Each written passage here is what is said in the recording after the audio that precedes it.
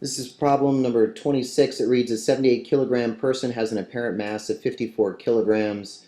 Because of buoyancy when standing in the water that comes up to the hips, estimate the mass of each leg. Assume the body has a specific gravity of 1. So let's go ahead and write down some of these important kind of pieces of information that we start with. The first is the actual mass is 78 kilograms.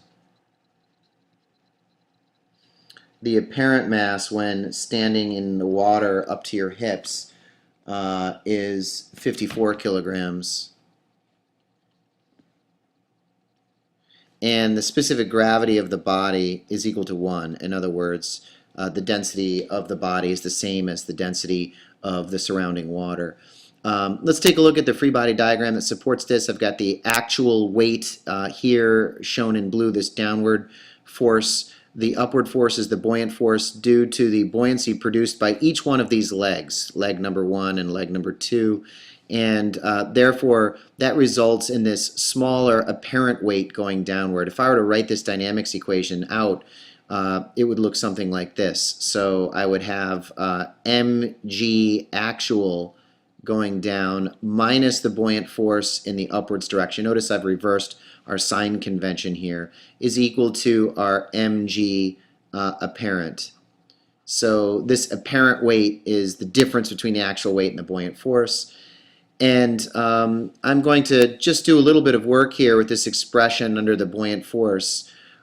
You should recall that the buoyant force is also equal to the density of the water displaced, in this case the density of the H2O, times the volume displaced, in this case due to the person's 2 legs, times g. So this is Archimedes' principle here, density volume times g. I can also recognize that mass is equal to density times volume. So this is the weight of the displaced fluid.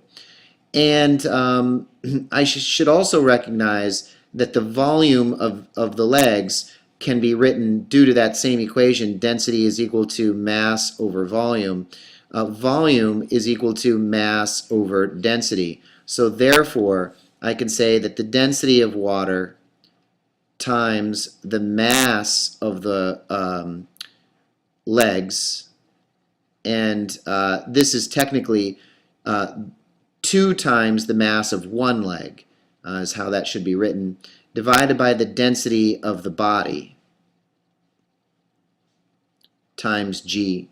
So notice that I have this larger expression, and since the specific gravity here was of the body is given to me as 1, that means that the density of the water and the density of the body are the same. So therefore, these two are going to cancel each other out, and I have the buoyant force has finally been reduced to 2 times the mass of one of the legs times g. Now I'm going to continue with the full expression, and so therefore I get mg actual minus 2 times the mass of one of the legs times g is equal to mg apparent. Again, g, the acceleration due to gravity, g, comes right out of this, and I'm left with m actual minus 2 times the mass of a leg is equal to the apparent mass. I'm going to rearrange this equation, and I get m actual minus m apparent is equal to 2 times the mass of each leg. And now I'm ready to basically put some numbers in here. So I'm going to get 78 kilograms is the actual mass minus the apparent mass, which is 54 kilograms, is equal to 2 mass of the leg.